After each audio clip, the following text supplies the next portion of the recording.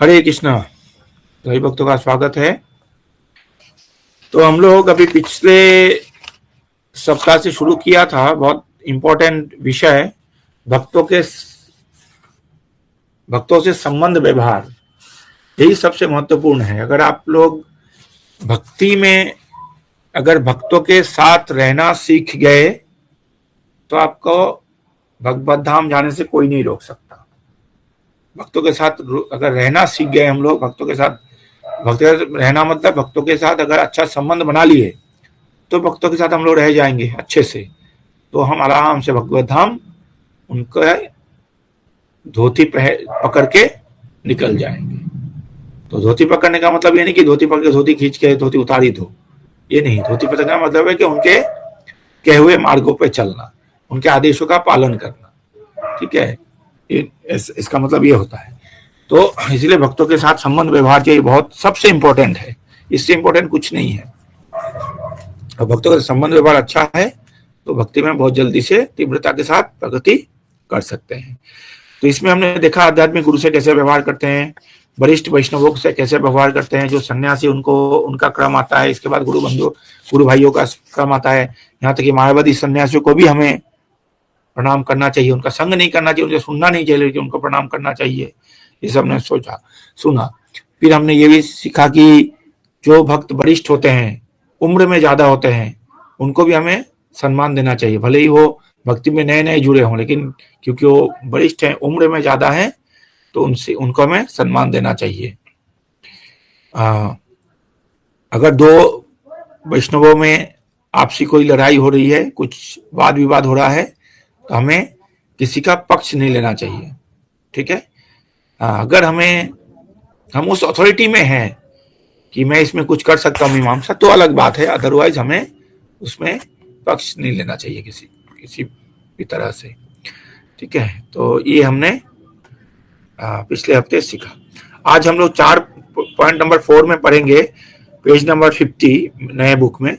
गुरु बंधु भगिनी यानी गुरु भाई बहन के से व्यवहार, यानी गॉड ब्रदर गॉड सिस्टर या गॉड सिबलिंग्स के साथ कैसे व्यवहार करते हैं, उसके ऊपर हम लोग आज जानेंगे।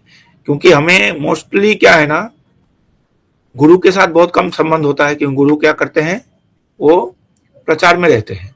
सन्यासी के साथ भी हमें बहुत ही कम वो मिलता है, क्योंकि वो भी प्रचार में ही रहते हैं। अब गुरु भाई जो है, गुरु बहन, उनके साथ हमें ज्यादा उठना बैठना होता है। इसलिए उनके साथ जो हमारे व्यवहार है ना, ये सबसे महत्वपूर्ण है कि हम उनके साथ कैसे, उनको हम अपने जैसे मान लेते हैं। ठीक है, तो इसीलिए उनके साथ व्यवहार जो बहुत इंपॉर्टेंट है। इसमें लिखते हैं, गुरु बंधु एक दूसरे को प्रभु संबोधित करे, फिर भी किसी को भी प्रभु होने का प्रयास नहीं करना चाहिए, क्योंकि हम ऐसे संबोधित किए जाते हैं। अतः हमें सेवक रहते हुए दूसरे को प्रभु मानना चाहिए।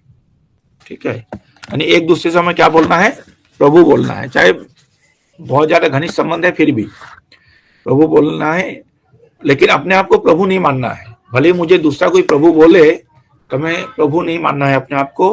अगर मुझे कोई प्रभु ना भी बोले तो भी हम इससे दुखी नहीं होना है, अरे इसने तो मुझे प्रभु नहीं बोला, इसको शिष्टाचार नहीं आता। मैं बार बार बोलता हूं, ये शिष्टाचार किसके लिए है, मेरे लिए है। किसके लिए है शिष्टाचार? मेरे लिए है, सामने वाले के लिए नहीं है। जैसे विक्रम योगी प्रभु हैं, विक्रम योगी के लिए शिष्टाचार नहीं है, शिष्टाचार मेरे लिए है। अगर विक्रम योगी अगर मुझे प्रभु ना बोले तो मैं ये नहीं बोलूंगा कि अरे इनको शिष्टाचार नहीं आता। अगर मैं विक्रम योगी प्रभु को प्रभु ना बोलूं तो ये मेरा अपने आप कि मुझे शिष्टाचार नहीं आती, कि मैं एक वैष्णव को प्रभु नहीं बोल रहा हूं। ठीक है, ये शास्त्रों का जो भी ज्ञान है वो किसके लिए है, मेरे लिए है, किसी और सेकंड पर्सन के लिए नहीं है, मेरे लिए है। ठीक है, तो पर अपने आप को प्रभु नहीं समझना, मानना नहीं चाहिए। हम अपने गुरु बंधु के सेवक हैं, अतः गुरु बंधु को विशिष्ट स्तर के अनुसार उनके सेवा करें। अर्थात अत्यंत विनम्रता से हमें ज्येष्ठ गुरु बंधु से जिज्ञासा करनी चाहिए, उनके उपदेशों का पालन करना चाहिए तथा प्रामाणिक सेवक होने की महत्वाकांक्षा पालनी चाहिए। जैसे जो सीनियर गॉड ब्रदर होते हैं हमारे, ठीक है, जो भी हमारे जो सीनियर गुरु भाई है, गॉड ब्रदर्स हैं, उनको हमें एक उनके सेवक के रूप में हमें कार्य करना चाहिए। बड़ा विनम्रता, कुछ पूछना तो बड़ा विनम्रता के साथ हम उनको प्रभु संबंधी करें, बहुत विनम्रता के साथ उनका पूछे, और हमारा भावना ये होना चाहिए कि सीनियर गुरु भाइयों का हम हमेशा सेवा करें, ये भावना होनी चाहिए। ये है गुरु भाइयों के साथ संबंध, जो सीनियर है उनके। अपने समकक्ष गुरु बंधु की सेवा हम उनके मित्र बनकर, उनकी सहायता करके भक्ति मार्ग में प्रेरित करके करें। मान लीजिए जो समकक्ष है, जिनके एक ही साथ दीक्षा हुआ है, एक ही साथ हम भक्ति में आए हैं, एक ही साथ दीक्षा हुआ है, एक ही साथ हम लोग सारे क्लासेस करते हैं, तो उनमें क्या है, मित्रता रहती है। उन्हीं से ज्यादा संबंध रखना चाहिए, क्योंकि उनके हम दिल खोल के कुछ बोल, हम दिल की बात बोल सकते हैं उनको। अभी कई बार होते हैं सीनियर्स के साथ हमेशा हर बात नहीं शेयर कर सकते, पर अपने मित्र के साथ शेयर कर सकते हैं, तो उनके साथ हम उठना बैठना ज्यादा होता है, तो इसीलिए उनके सहायता करें हम भक्ति में। मान लीजिए ये नहीं कि चलो समता है, एक ही साथ के हैं, तो एक साथ जाके हम लोग फिल्म देखने चले गए, मूवी देखने चले गए। बोले कहाँ गए थे? मूवी देखने गए थे, भक्तों के साथ गए थे, ये नहीं, ठीक है। आजकल एक ट्रेंड चल चुका है कि देशभक्ति के मूवी, ये मूवी वो मूवी लोग देखने के लिए जा रहे हैं इस्कॉन में। ये डेविएशन है, मैं बोलूंगा डेविएशन है ये। पर चाहे कितने भी सीनियर भक्त इसको एंडोर्स करे, कितने भी सीनियर भक्त एंडोर्स करे इस चीज को, ये डेविएशन है मूवी देखने जाना। चाहे केवल इस्कॉन का अगर द्वारा मूवी है, जैसे हम इस्कॉन ने प्रमोट किया था, प्रभुपाद का डॉक्यूमेंट्री मूवी था, उसको देखें, अलग बात है। अदरवाइज जो भी बॉलीवुड वाले बना रहे हैं किसी भी राजनीतिक उद्देश्य से या देशभक्ति के भावना से, ये मूवी देखने जाना ये सरासर डेविएशन है, मार्ग से भटकना है। चाहे इसको गोविंदपुर को एंडोर्स करे, चाहे इसको मुगलियारपुर को एंडोर्स करे, ठीक है, ये बिल्कुल गलत है, ये डेविएशन है। तो मूवी देखने भक्तों के साथ जाना ये नहीं है। समकक्ष भक्तों को सहायता करनी चाहिए हमें, ठीक है। सहायता करना यानी कि उनको भक्ति में कोई कठिनाई है, कुछ है, तो उनको सहायता करें, या उनको देखें तो कुछ गलत करें, प्रभु आपको ना ऐसे नहीं करना चाहिए, ऐसा उनको मार्गदर्शन दे, मतलब सहायता करें भक्ति में।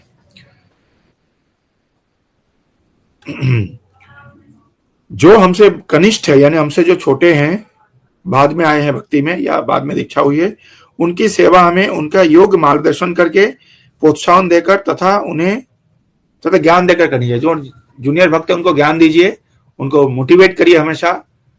अगर थोड़ा वो मान लीजिए नया नया आया है, अब वो ठीक से उसको क्लास में उसको झपकी आ जाता है, नींद आ जाती है, उसको पीठ थपथपा के प्रभु जी तो प्रयास करो वो करके, ऐसे माला ठीक से पकड़ नहीं पा रहा है या कीर्तन ठीक से गा नहीं पा रहा है, उच्चारण सही नहीं है, उनको सिखा सकते हैं प्रभु जी ऐसे ऐसे, प्रभु ऐसे इसको उच्चारण ऐसे होता है। जैसे इतो नरसिंह परतो नरसिंह बोलते ना, वही नरसिंह हृदय नरसिंह, बहुत लोग हृदय नरसिंह बोलते हैं, तो उनको करेक्ट करिए, उनको हृदय नहीं होता या हृदय नहीं होता, हृदय होता है ना, दिल, हृदय बोलते, हृदय से धन्यवाद बोलते, हृदय से धन्यवाद, वही हृदय, वही नरसिंह हृदय नरसिंह। तो उनको जो नहीं उनको करेक्ट करिए। माला पकड़ना सिखाना चाहिए, जैसे मैं अभी इस बार सिखाया, कितने लोग ऐसे करते हैं, माला को करेक्ट कर लिया, कितने लोग भक्तों ने कर लिए ना। तो माला जो भक्त वो करते हैं, हम इन 2 उंगली में नहीं करते, इस 2 उंगली में करते, इन दोनों में, इससे तो बस पकड़ते हैं, खाली खिसकाने के लिए होता है, ठीक है। ऐसे ये अनामिका और मध्यमा, इसके बीच में माला को रखना चाहिए, और ये जो क्या बोलते थंब जो है, थंब से हमें इसको सटकाने के लिए चाहिए, ठीक है। मध्यमा और अनामिका के बीच में माला को पकड़ना चाहिए, ठीक है। तो ये सब जो नए नए भक्त हैं उनको सिखाना चाहिए ये सब, क्योंकि नए भक्त आए हैं, ठीक है। हैंड नीचे कर सकते हैं आप। तो जो कनिष्ठ भक्त है उनको, उनकी सेवा हम ऐसे करते, सेवा लेकिन सबका करना है। जो गुरु हैं वो भी हमारी सेवा करते हैं, कैसे करते हैं, हमें दीक्षा देकर, हमें मार्गदर्शन करके। गुरु जो हैं वो भी एक वो करते हैं। अब मैंने देखता हूं कि परम पूज्य राधानाथ स्वामी महाराज जब इनिशिएशन देते हैं, हरिनाम दीक्षा जब देते हैं, जब भी कोई जाता है उनके सामने ना, जब माला देंगे ना, माला देंगे, नाम देके थैंक यू बोलते हैं, ग्रेटफुल टू यू बोलते हैं। ठीक है, वो दीक्षा दे रहे हैं, नाम दे रहे हैं, हमें माला दे रहे हैं, पर वो खुद बोल रहे हैं, हमें थैंक यू बोल रहे हैं, ग्रेटफुल टू यू बोल रहे हैं। ठीक है, तो मतलब वो सेवा कैसे कर रहे हैं, हमारा दीक्षा देके, गुरु जो है कि दीक्षा देके, ज्ञान देके सेवा कर। ऐसे हमें कनिष्ठ भक्तों का सेवा करना है, उनको ज्ञान देके, उनको सिखा के, उनको कतार बजाना सिखाइए, मृदंग बजाना सिखाइए, गीत गाना सिखाइए, ये सब सिखा के। और सबसे इंपॉर्टेंट है समकक्ष के साथ, क्योंकि समकक्ष के साथ उठना बैठना होता है ना हमारा, इसीलिए।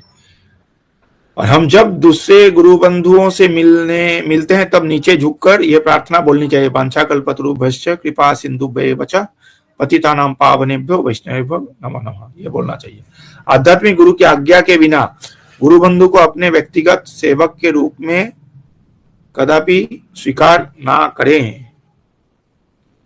यानी कि अगर मुझे अपने गुरु भाई को अपने सेवा में लगाना है तो क्या करना है, गुरु से परमिशन लेना है कि महाराज, गुरु महाराज, ये भक्त जो है इनको मैं अपने साथ सेवा में ले लूं क्या? ठीक है, अपने निजी सेवक के रूप में उसको नहीं लेना चाहिए। भक्तों से संबंध स्थापित करते समय अति परिचयात अवज्ञा, इस युक्ति को कभी भी स्थान ना दें। भक्तों के साथ भक्तों का एक दूसरे के प्रति व्यवहार सम्मान पूर्वक, अपराध रहित तथा छल कपट से रहित होना चाहिए। बहुत इंपॉर्टेंट है ये, अति परिचयात अवज्ञा। मतलब जब हम किसी के सानिध्य में हमेशा रहते हैं ना, तो हम अति परिचयात अवज्ञा, मतलब उनको अवज्ञा करने लगते हैं। अरे वो भी, ये भी तो मेरे जैसा ही है, ये नहीं। जब भी वैष्णव है, जब भी मिले, दंडवत प्रणाम, वांछा कल्पतरुभ्यश्च बोलना चाहिए, प्रणाम करना चाहिए, वो सम्मान देना ही चाहिए। ये नहीं कि मेरे साथ ही उठता बैठता है हमेशा, तो हम अपने से, इसीलिए बोलते हैं कि गुरु जो है ना, गुरु से तो दूरी बनाए रखना चाहिए। क्यों? क्योंकि गुरु को भी हम जब हमेशा साथ एकदम बिल्कुल नजदीक से देखते रहेंगे ना, तो हमें साधारण मनुष्य समझने लगेंगे और अति परिचयात अवज्ञा होने लगेगा। हमें लगे ये भी तो मेरे जैसे ही हैं, ये भी तो सुबह बाथरूम जाते हैं, ये भी स्नान करते हैं, ये भी खाते हैं, ये भी बीमार पड़ते हैं। तो ऐसे गुरु को समझे, ऐसे दूसरे वैष्णव को भी हम ऐसे समझने लगते हैं। तो इसीलिए अति परिचयात अवज्ञा जो है, इस उक्ति को कभी भी स्थान ना दे वैष्णवों के समाज में। क्योंकि भले हम हमेशा एक साथ रहते हैं, पर अति परिचयात, ज्यादा परिचय होने से अवज्ञा होने लगता है, इसको स्थान मत दे। हमेशा सम्मान पूर्वक हमें वो देना ही चाहिए, जब भी मिले तो सम्मान दिखाना चाहिए। अपराध रहित, छल कपट के बिना भक्तों के साथ संबंध रखे, गुरु भाइयों के साथ। भक्तों को एक दूसरे से प्रचलित नाम, कर्मी नाम से नहीं पुकारना चाहिए। ठीक है, एक दूसरे को कर्मी नाम से नहीं पुकारना चाहिए। ये ट्रेंड हमारे छावला में माताओं में है, मैं देखता हूं। ठीक है, अभी भी छावला के माताओं में ये चीज है। शक्ति स्वरूपा माता जी के सब कोई बोलेंगे सीमा सीमा। ठीक है, जबकि वो कितनी सीनियर माता जी हैं, सोचिए, 20 साल से ऊपर उनके दीक्षा हुए। ठीक है, और अभी भी लोग उनको सारे उसमें सीमा या सीमा माता जी ऐसे बोलते नहीं, या शक्ति स्वरूपा बोलना चाहिए। ठीक है, तो शक्ति स्वरूपा माता जी ऐसे करके संबोधन करना चाहिए, भले ही ओहो, और सबको एक दूसरे से ऐसे ही प्रभु या माता जी बोल के संबंध करना है। कर्मी नाम से नहीं, भाई गुरु का दिया हुआ नाम है, गुरु ने नाम के ऐसे ही दे दिया क्या? कोई कुछ गुरु ने नाम दिया, उस नाम से पुकारिए उनको, सम्मान देके। और उनका नाम लेंगे, सीमा बोलेंगे तो आपको उद्धार नहीं होगा। शक्ति स्वरूपा बोलेंगे तो भगवान का नाम है ये, तो उससे आपका शुद्धिकरण होगा। ठीक है, किसी को अगर हम उस नाम से पुकारते हैं, राम श्याम, ये पहले तो नाम ऐसे रखा जाता था, किस लिए? तो सामने वाला जो नाम लेगा ना, भगवान का नाम अनजाने में भी ले लेगा, इसलिए वही करते हैं। गुरु नाम देते हैं, आध्यात्मिक नाम, तो इस नाम से पुकारना चाहिए। ठीक है,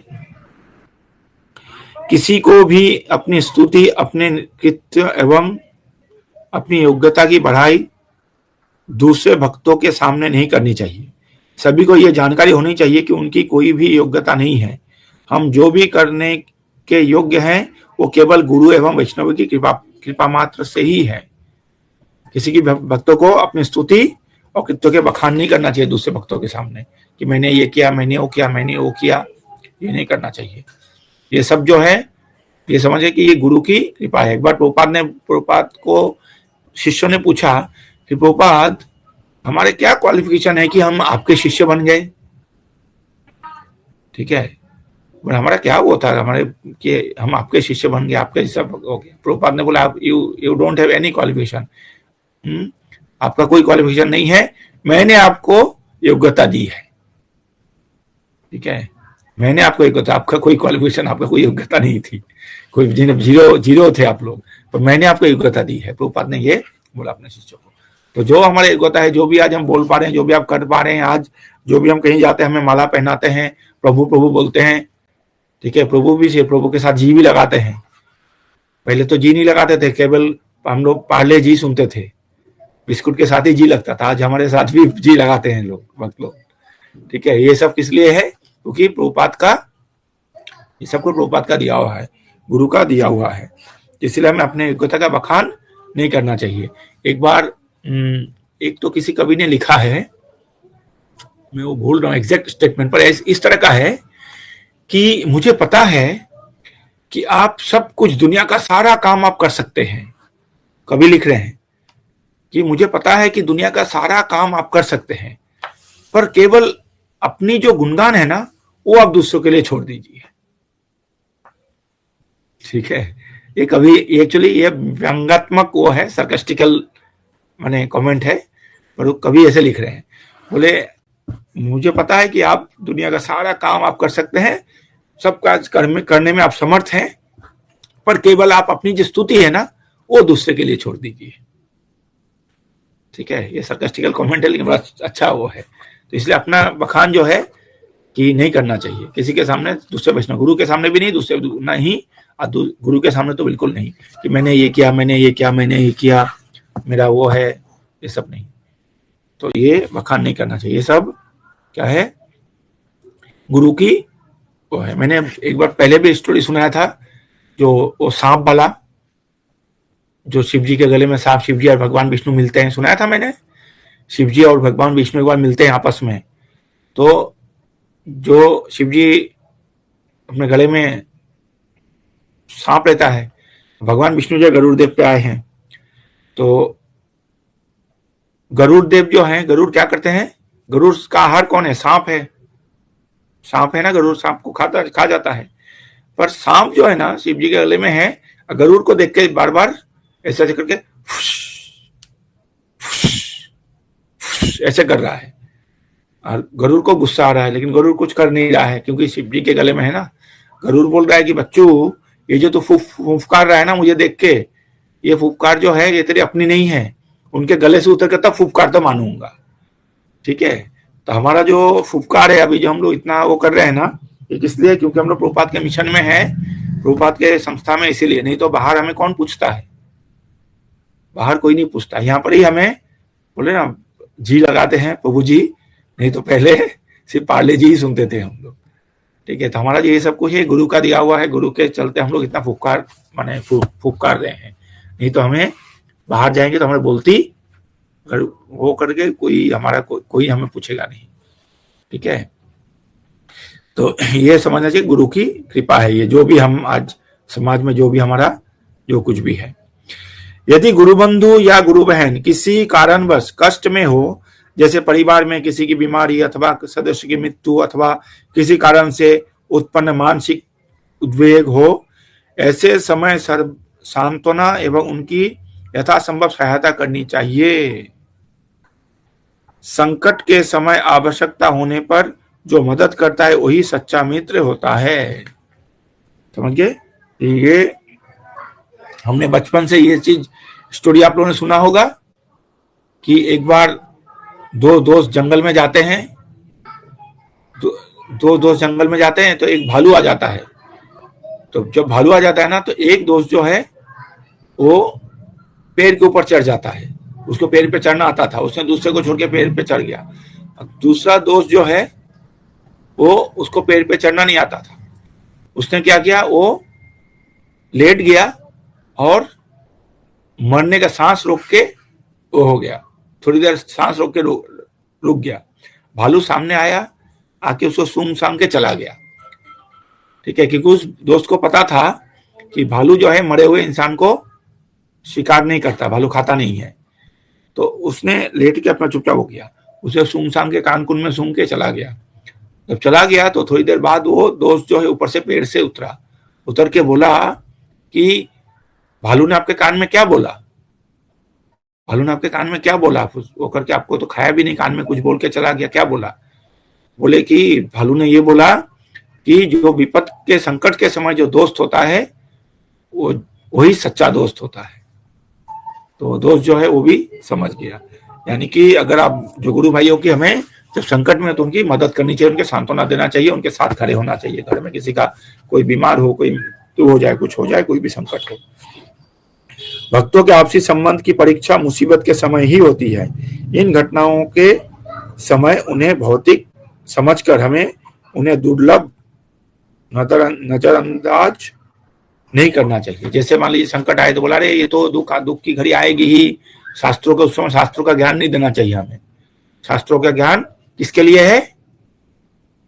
अपने लिए है, मेरे लिए है, सामने वाले के लिए नहीं है। उसमें उनको नहीं समझना चाहिए ये तो आत्मा है, आत्मा, आप तो शरीर नहीं हो, आपको ये कष्ट शरीर को हो रहा है, आपको नहीं, आप तो इससे अलग हो। ये हमें ज्ञान नहीं देना चाहिए उस समय ये सब जो जहर जैसा कड़वा लगता है।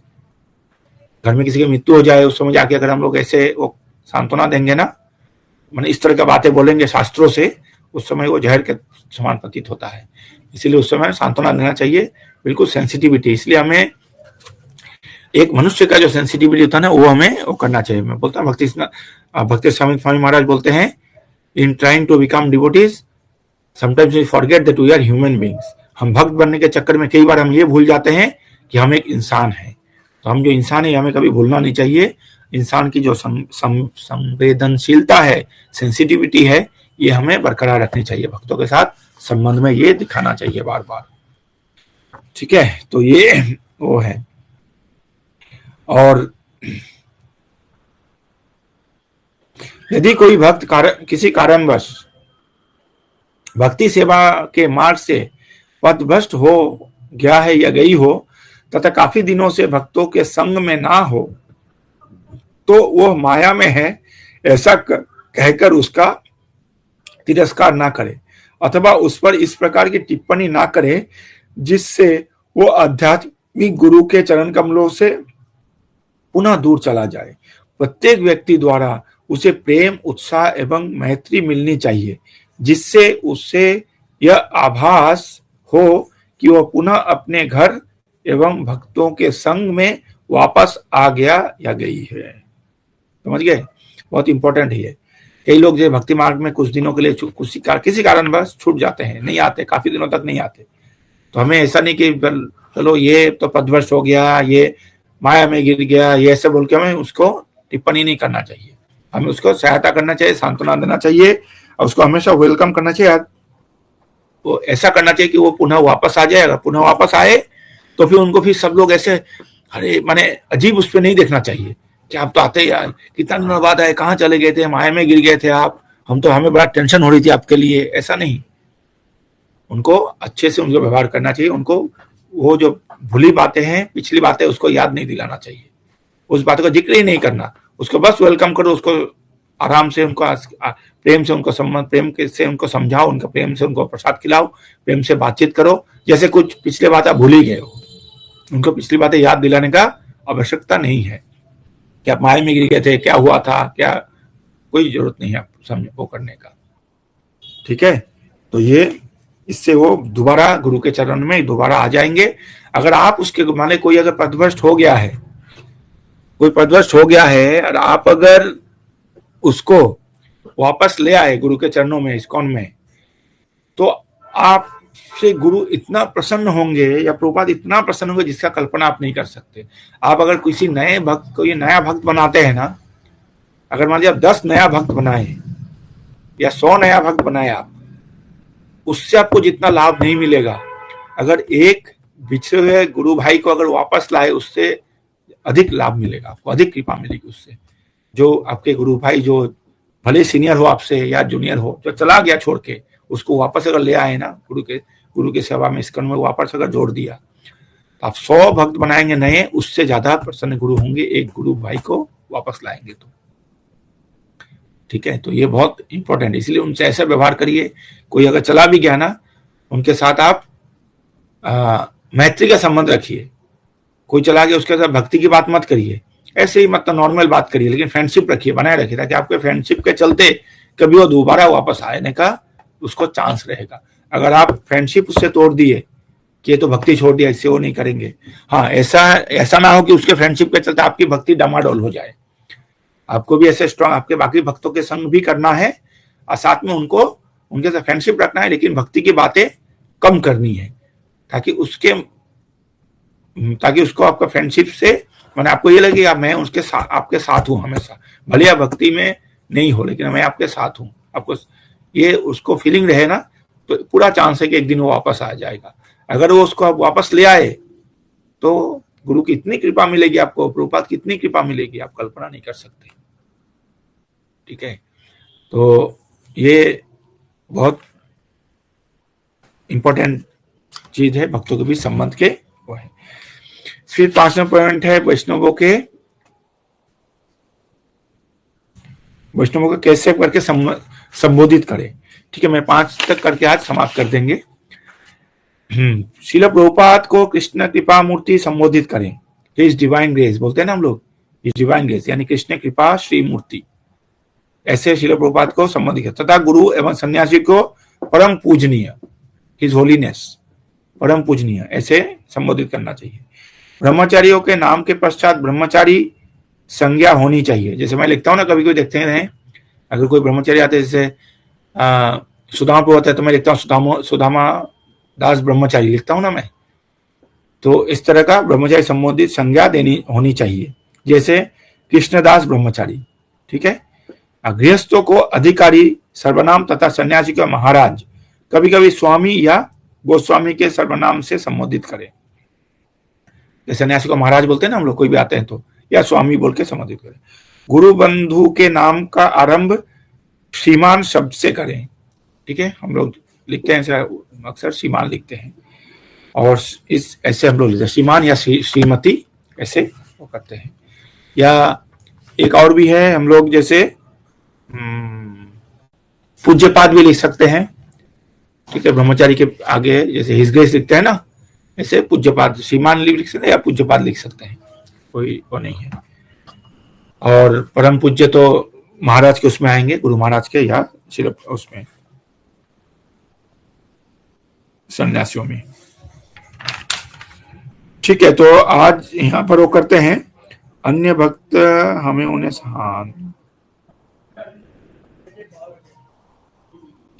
6 नंबर पॉइंट तक कर, चलिए आगे करेंगे। ये आज 5वां पॉइंट तक ही किया हमने, तो 4 और 5 कैसे गुरु भाई बहन से व्यवहार है, इस विषय में किसी का प्रश्न है, कोई चर्चा है, कुछ टिप्पणी है, कोई पास्ट टाइम्स किसी को याद आ रहा है तो पूछिए। हरे कृष्ण। यस विक्रम प्रभु।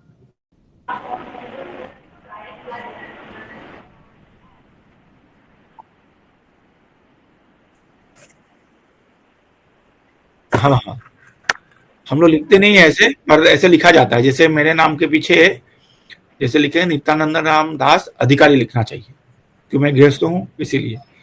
और सचपति प्रभु के नाम के पीछे ऐसे अधिकारी लिखा जाता है। तो क्योंकि ये यूज नहीं करते, ऐसे नहीं करते हैं। जैसे आप देखें शंकरसन दास अधिकारी लिखा रहता है, कहीं भी वो लिखते हैं शंकरसन अधिकारी लिखते हैं। ठीक है, वो खुद ही लिखते हैं शंकरसन अधिकारी, और लोग उनको शंकरसन दास अधिकारी नाम से ही जानते हैं। ठीक है, ऐसे गृहस्थों को अधिकारी लगाना चाहिए।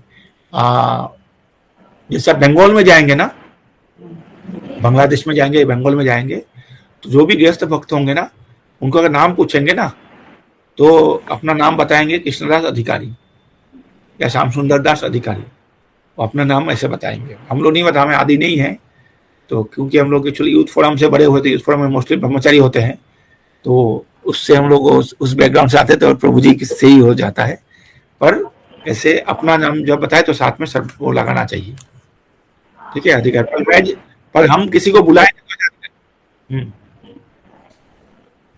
हम जब किसी को बुलाते तो उससे अधिकारी नहीं बोलते, हम उनको प्रभु जी ही संबोधन करेंगे। लेकिन जब लिखेंगे या जब वो खुद लिखेंगे तो अधिकारी लगाना चाहिए। मैं भी नहीं लगाता अपने आप को, पर लगाना चाहिए। ऐसे नहीं लगाना कोई अपराध नहीं है, पाप नहीं है। ठीक है, कोई काफी सीनियर भक्त लोगों को मैंने देखा नहीं लगाते। ठीक है,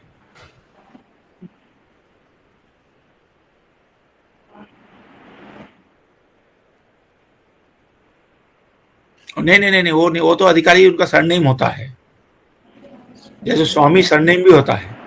मेरा एक फ्रेंड है, उसका शांतन स्वामी, ठीक है, उसका सरनेम स्वामी है। इसके बाद गोस्वामी भी सरनेम होता है। और दास जो है, ये बंगाल में तो आपको 80% दास मिलेंगे। बंगाल में, आसाम में जाएंगे, 80% लोगों का सरनेम दास होता है।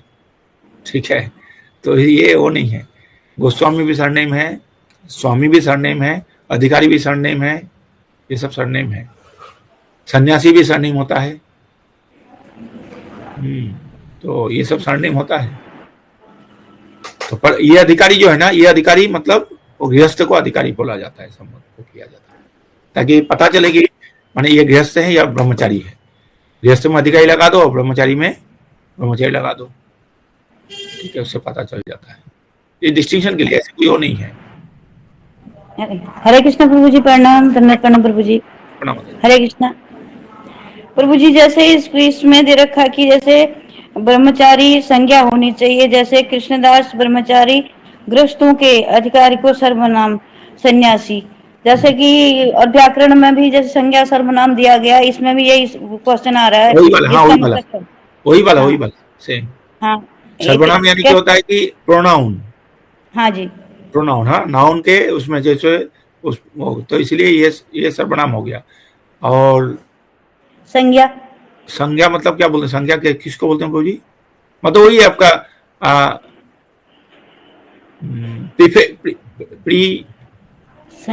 संज्ञा। जैसे संज्ञा और सर्वनाम विशेषण की जो विशेषता है, पता नहीं कुछ ऐसा ही था प्रभु जी, ये मेरे समझ में नहीं आ रहा। इसमें भी यही क्वेश्चन दे रखा है। एडजेक्टिव बोलते हैं क्या प्रभु जी? संबोधन, नाउन बोलते हैं। संज्ञा को नाम बोलते हैं ना, नाउन। हाँ, नाउन है। और वो सर्वनाम है प्रोनाउन ना, सर्वनाम प्रोनाउन है। हाँ, तो ठीक है, वही तो ये हो गया ना आपका। तो नाम के पश्चात ब्रह्मचारी संज्ञा ब्रह्मचारी नाम दे दीजिए, और गृहस्थों के उसमें अधिकारी होता है। ठीक है, तो ये इसमें पता नहीं, इंग्लिश देखना पड़ेगा, इंग्लिश में क्या है इसका ना, मुझे पता नहीं इसमें कैसे कहाँ से अनुवाद दिया, जो भी है। मेन बात है समझना, ठीक है ना। तो समझना है कि ब्रह्मचारी को ब्रह्मचारी लिखते हैं। कभी कभी मैं लिखता हूँ, देखेंगे कभी जैसे सुदामा आता है, मैं लिखता हूँ सुदामा दास ब्रह्मचारी आ रहे हैं, और नजर से लिखता, प्रवक्ता में लिखता हूँ। अधिकारी में लिखता नहीं, पर अधिकारी भी लिखना चाहिए, पर आवश्यकता नहीं है, हमें तो पता, हम जानते ही इनको कौन है, इसलिए। ठीक है, और किसी का कोई प्रश्न है, कोई चर्चा है, कुछ है?